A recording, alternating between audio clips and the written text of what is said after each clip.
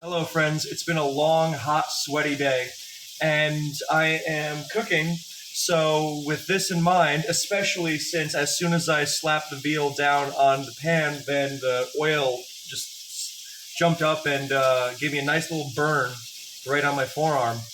I figured it was perfect to discuss with you the rise of one of the fire flying types, both the second fire flying type to rise from BL in advance, where it was a gimmick, one of the better ones to be sure, one you would actually want to use on occasion, but still, BL, not standard. And now it is as OU as you get. It officially earned the distinction around 2 years ago.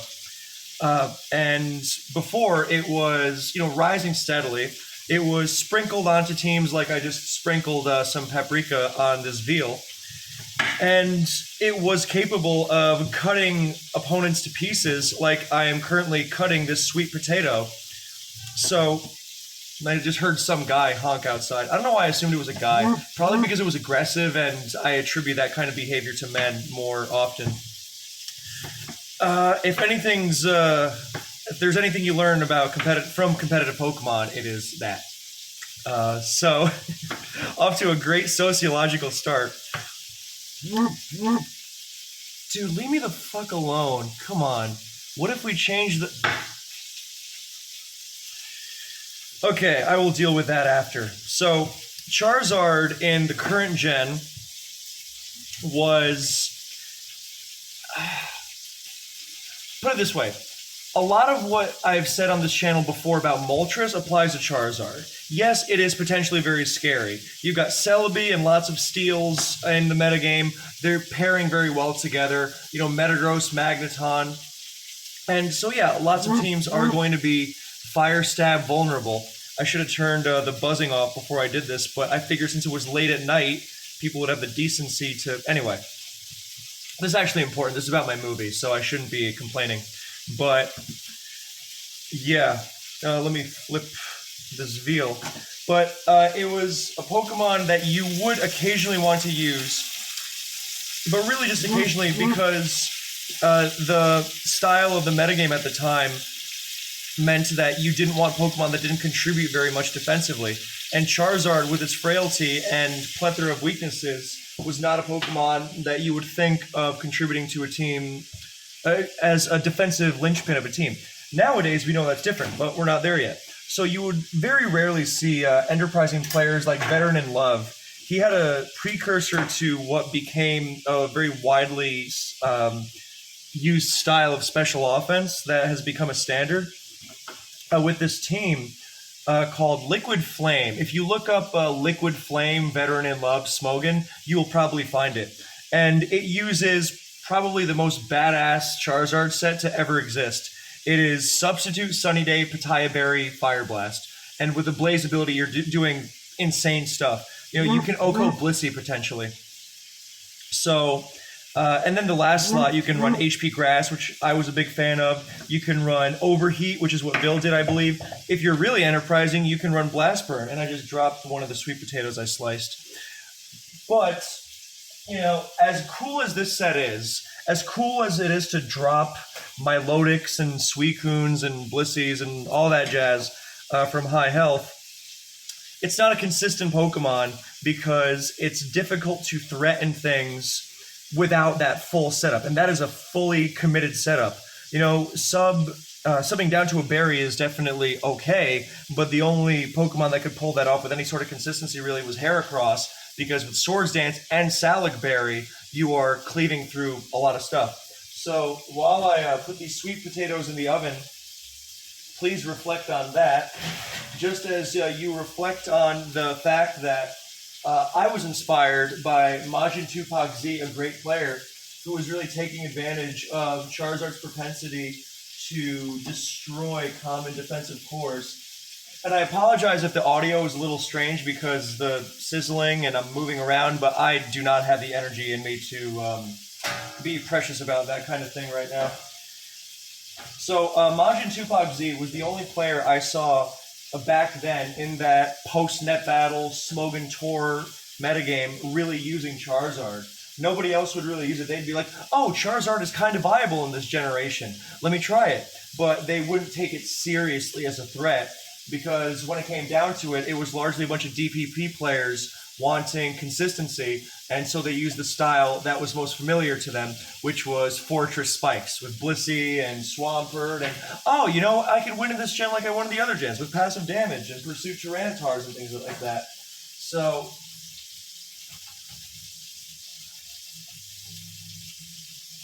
there we go. Okay, so yeah, Charizard was not a consistent Pokemon then, but I noticed that the way Majin used it, because Majin was the real deal, a true blue advanced player. He knew this was not just some gimmick. And oh, I want to use Charizard because I love in the Indigo League anime, you know. But he saw its unique capabilities, and this was inspiring to me because I was messing around with some Charizard stuff inspired by what I saw him do. And so I started messing around with Sub Pitaya just because I was also reading about Veteran and Love's team. So I hate to make this sound like I am taking credit for early Charizard experimentation. So let me add a qualifier to that. I was using Charizard seriously in tournaments. Sorry to make it about me. But the thing is that it didn't catch on because I used it. People would be like, oh, Charizard, BKC likes that. But it was awesome. It was not just... tried to throw the thing in the trash and I missed because it is late. So...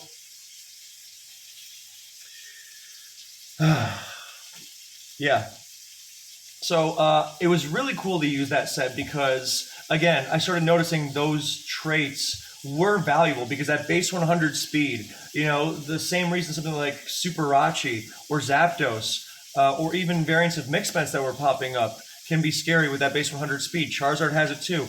And in terms of actual power, it is, I mean, you think Superachi is a big threat. Obviously, Superachi has a lot more going for it than just raw power, but Charizard is dropping things. I had this happen several times. Whenever I would play a French player in Smogon Tour, I don't know why, but I noticed that most of the French players who weren't Ojama would bring physical offense, and I was like, well, time to whip out the Charizard. So the Metagross, the Magneton, the Heracross dropped.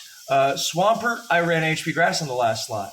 And then you think, oh, well, there's Salamence. And the sweetest thing was this happened multiple times in one Smogon Tour season where my fully set up Charizard down with Sun and +1 from Pitaya and Blaze, it would OHKO a Salamence with Fire Blast. It was so sweet. So I was a big fan of that. Obviously, it didn't really catch on because that set is insanely specific. So that's what Charizard was for quite some time. Now, the player I want to next mention as bringing some use to Charizard is Triangles, because he recognized a way to make it more consistent. Now, around this time, Moltres is also popping up, and people are saying, oh, wow, this whole fire flying thing is actually pretty cool because you have, you know, you're weak to Rock Slide, of course, and Surf and all that, but at the same time, you have the ability to switch into Metagross Meteor Mash, which is huge. Now, Moltres is preferred because it hits harder immediately in these early stages. Nowadays, it can go back and forth. But although there is some debate over what is... I think Charizard is generally easier to slap on a team, but we'll get there. So Moltres is easier to use at first because it's got way better physical bulk. So switching into Metagross Meteor Mash, better. That's Will-O-Wisp. So you totally ruin things like T-Tar switching in, Snorlax switching in reliably, and you hit harder initially. So Charizard's strengths are that it is faster and it has Focus Punch. So the speedier thing is obviously relevant when you're facing things like Calm Mind offense. You want to get the jump on those offensive Celebes, or at least tying with Superachi. And outspeeding things like certain Salamences, or at least speed tying with them. You know, Zapdos, that kind of thing that Moltres really struggles with, at least without agility, but agility was never a common Moltres set.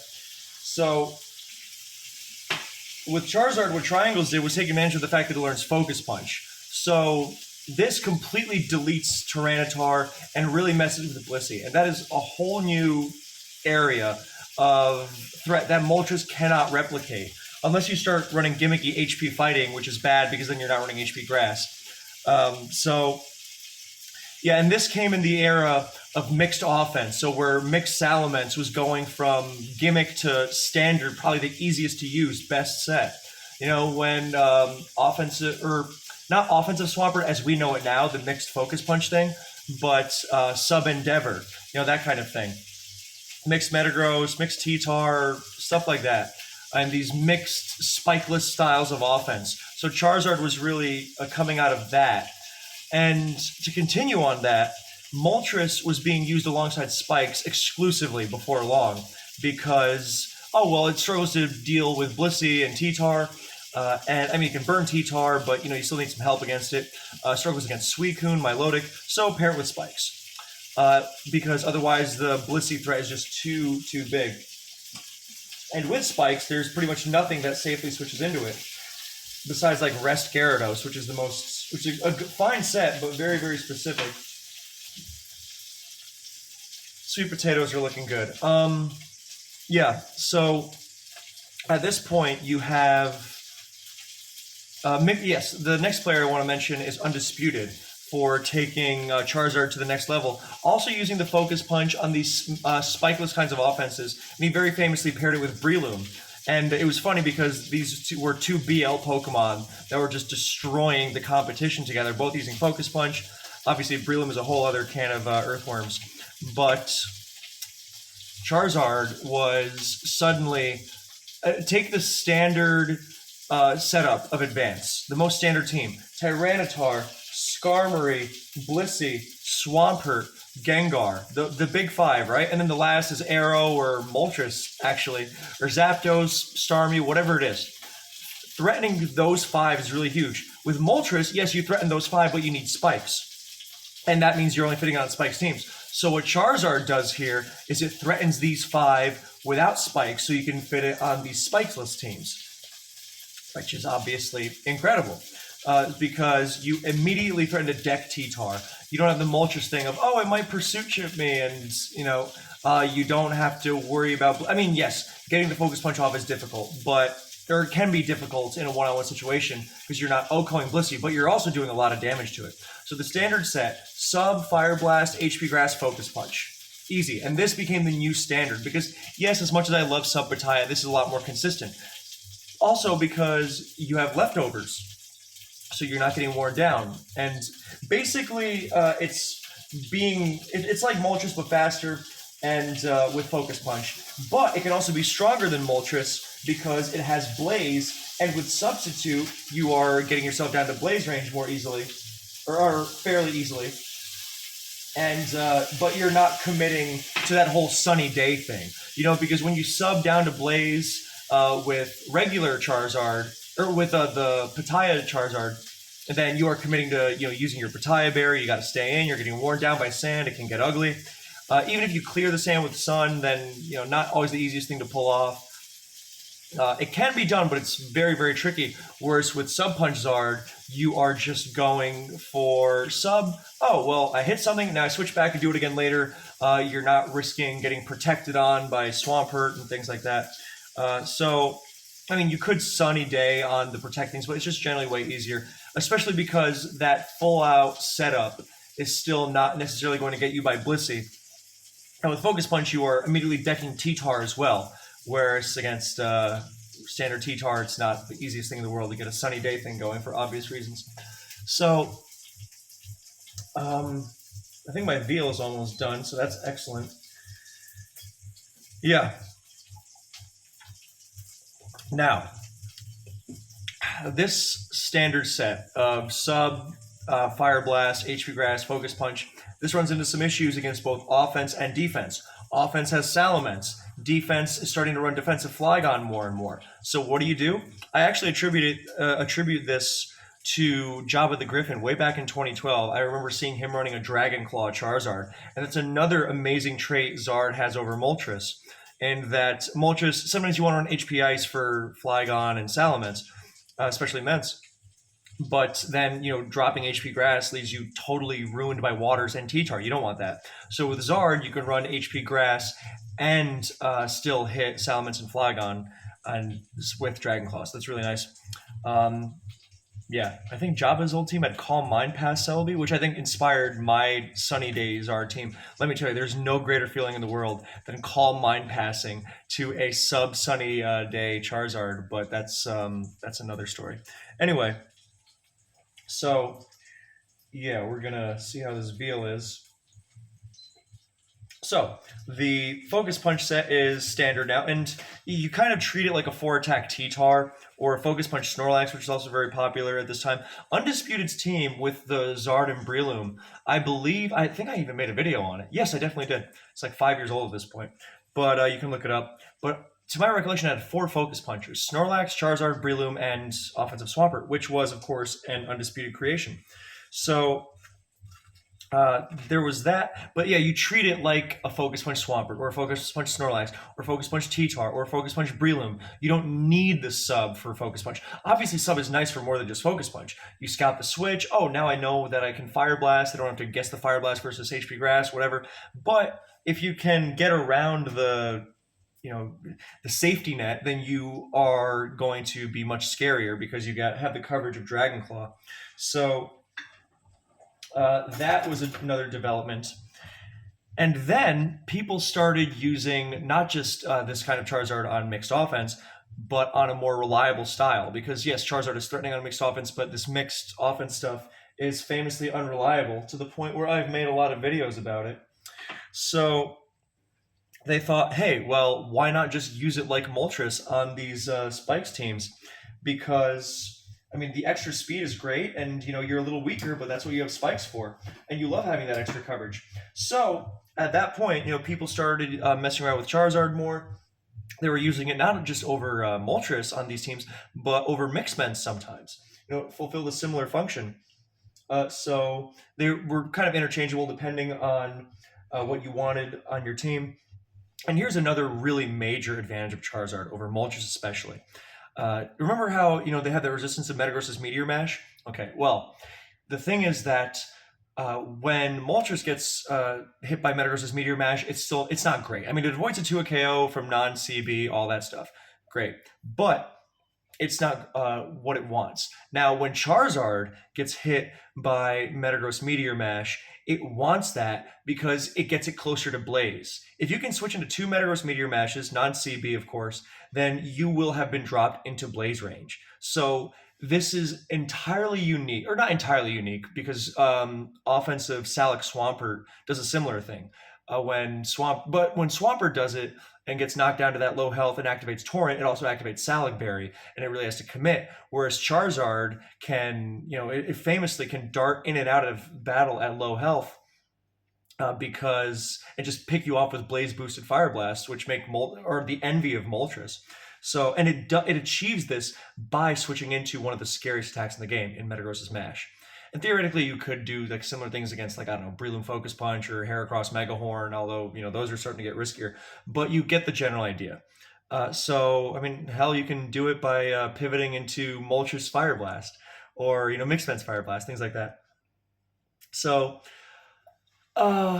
yeah, that's a major advantage that must be emphasized. But yeah, it's not like Charizard suddenly starts outclassing Moltres or something. The immediate initial power, Will-O-Wisp, or just not really outclassing. So it depends on if you want the greater speed or not.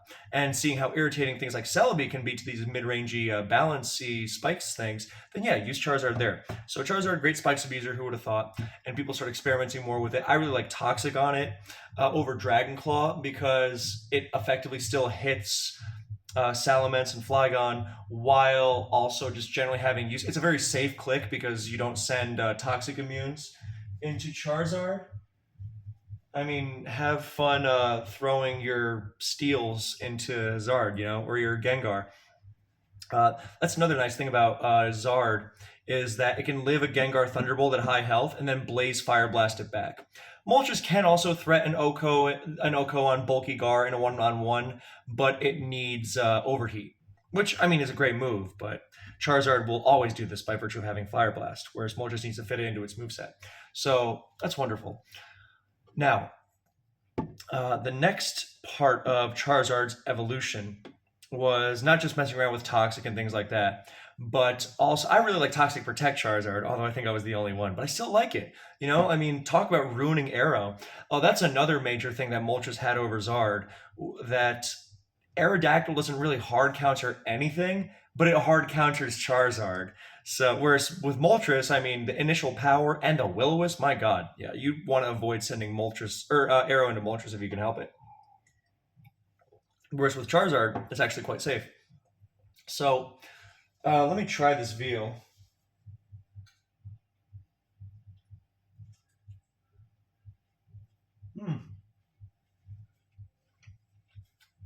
It's pretty good. Yeah, I think I could have used a little more paprika, but I'm always afraid of overdoing it. So I should probably turn the heat down on sweet potatoes too. Yeah, they're starting to look about close to ready. So yeah, I'll get the veggies in there as well because that is very important. Now, yes, there's that, and the next evolution in Charizard's gameplay comes in the form of beat up. Not protecting and scouting what Arrow's gonna do, but yeah, generally I was like, oh well, it doesn't have Will-O-Wisp, but it has Toxic, so you can function similarly. You hit T-Tar and Blissey, you mess with it one-on-one with Protect, and you have all the other great benefits of Protect. You know, sand damage, scouting, choice band, all that. But yeah, that was really just a me thing because Fire Grass hits pretty much everything, and then Toxic covers the rest, and then Protect is some nice utility. Also, Overheat because a la Moltres, sometimes you really want that extra power, especially with Charizard's lower special attack stat, and Blaze Overheat is a thing of beauty. But yeah, the next major evolution, which has really launched Charizard to where it is today, is Beat Up. Because people were going crazy about Beat Up Dugtrio and how it really messes with Blissey because it can't be countered. And then people realized, you know what else gets beat up? Charizard. And suddenly, Beat Up emerges as a very, very reliable alternative to Focus Punch because you just destroy Blissey one-on-one if you have a bunch of good attack stats on your team. You know, which is easy because even special attackers like Celebi, Jirachi, and Suicune, they have good good attack stats. And you know, obviously, you throw a T-Tar or Metagross in there, and you are set. So suddenly, Charizard becomes a special attacker that is completely unafraid of Blissey. I mean, don't get T-waved, obviously, but it will. It's much easier to beat Blissey without Focus Punch. You know, you forget sub, forget even Focus Punch. Beat Up, you click it one-on-one. Blissey drops to below a certain health, and it'll just get O-code. It's terrifying. So suddenly Charizard emerges as this major threat. Mixed offense, spikes, the usual team styles, but it is much more consistent at doing its job. And people start experimenting with Hidden Power Ice of all things, actually. So suddenly, forget pivoting an Arrow into it. I mean, Salamence gets even more threatened than my Dragon Claw. And you say, oh, well, what about Swampert? Well, spikes, generally. Or you can take advantage of it with teammates, like mixed offense, special offense. If you see a Swampert, you're like, oh, free call mines for my Celebi. So generally that kind of team building, if I face this, then I deal with it with Charizard. And if I face this thing that my Charizard can't hit, my other Pokemon will take advantage of it. Classic team building strategy. But generally, this new set, the Fire Blast, HP Ice, Beat Up, and God, what was the last? Feels like it was Toxic, but I also feel like I'm hallucinating and I just completely forgot. People were using Brick Break for T-Tar at one point. Because remember, I used the set before once I learned that it was the new standard. You know, I think people were still using. Yeah, no, they were using Brick Break. Yeah, it could be Focus Punch, but then you realize, you know, if I'm not. Yes, no, that was it. Because if you're running HP Ice, then you are losing coverage on T-Tar. And suddenly you don't want to Focus Punch T-Tar one-on-one. You can't do that. So you Brick Break it. Brick Break obviously is doing, you know, nothing to, you know, other things. But the T-Tar matchup is what you really need there. You know, the waters you cover with your Calm Mind Celebi or your Spikes. Generally, those are the two easiest options. But with T-Tar, you can't do that. I mean, you can do the Spikes thing, but you want to be able to actually hit it for decent damage. So enter Brick Break. And that is the major one. So Fire Blast, HP Ice, Beat Up, Brick Break. And I mean, there's variation to it. You could run Fire Blast, HP. Did I say HP Ice before? Because I meant Fire Blast, HP Ice, Brick Break, Beat Up. But there's variation. You could run Fire Blast, HP Grass, Dragon Claw, Beat Up if you wanted. You could throw Toxic in there. You could do a million things. You could throw Overheat in there. The point is, it's flexible. The point is, I mean, that was the set that people were started running on Charizard. But Beat Up is what has really taken it to the final frontier. And I mean, if there was ever any doubt about Charizard's OU status before, it is not now. Now you regularly see it in tournament play. I haven't checked the usage stats, but I'm sure it, rivals Moltres'. If I had to guess, it's probably a little higher than Moltres' because it fits on more team styles. Moltres doesn't really fit on the mixed offense style nearly as well. So my sweet potatoes are definitely ready. Don't want to overdo them. So yeah, that's fairly simple, and that's where Charizard is used today. Mixed offenses and spikes teams. I mean, mixed offense teams, the Charizard might be good, but they are generally flawed. But in certain matchups, they're just killer. And you see Charizard get these spectacular matchups where it just threatens so much because that base 100 speed tier. I gotta still make that video about base 100 speed in Gen 3 and 4. It was really the gold standard. But you use that base 100 speed with uncommon levels of coverage and power. Like Pokemon like Jirachi have all the coverage in the world, but they don't have the power to back it up.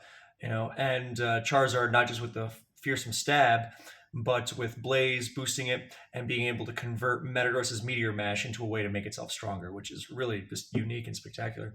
So yeah, that is basically it for how Charizard rose and where it has come from and where it's going. And yeah, I'm wondering if there's anything else I'm leaving out. I'm sure there is.